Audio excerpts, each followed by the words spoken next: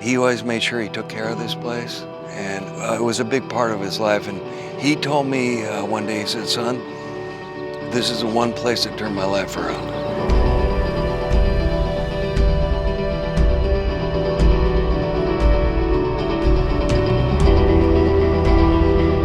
It meant a lot to my dad in the way that it transformed him.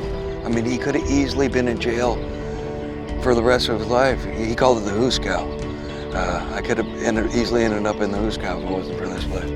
The very expectation that students have to take an active role in both their own success and in the success of others, I think was probably incredibly helpful in preparing him to be much more self-sufficient, much more willing to tackle the kinds of things that he had to do to make it both in Broadway and then back in Hollywood when he eventually came back.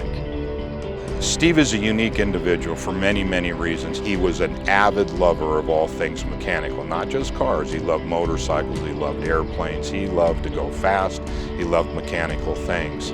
And he was the real deal. He didn't just talk about it, he did it. He raced motorcycles successfully, he raced off-road successfully, he raced sports cars successfully. And I think that's why for collectors, his cars are really special. Not only are they great cars, because he had fantastic taste in cars, but they're connected to a guy who was the real deal.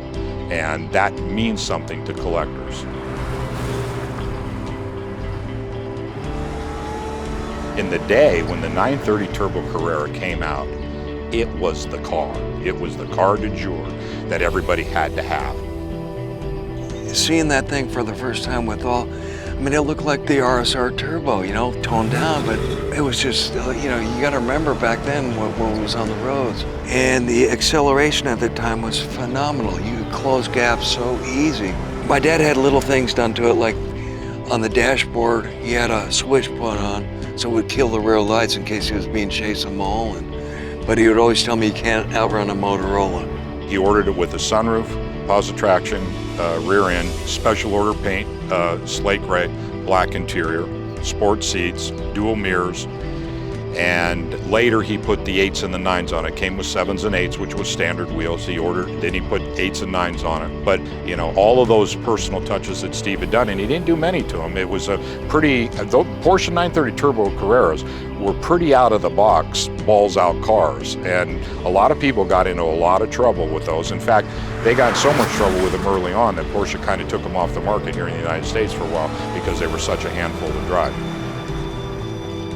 This is one of the non-intercooled 3-liter cars, and they're the very earliest of the cars. They're the rarest of all the cars, and they're the most pure of all the cars, and they've become quite special to collectors.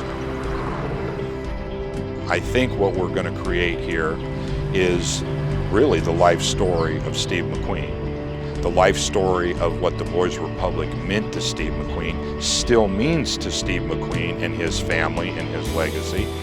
And I think that this car and the future owner of this car is getting that. The car's rich in history, you know. This is the last of the McQueen cars, really, you know. That's known. That's real.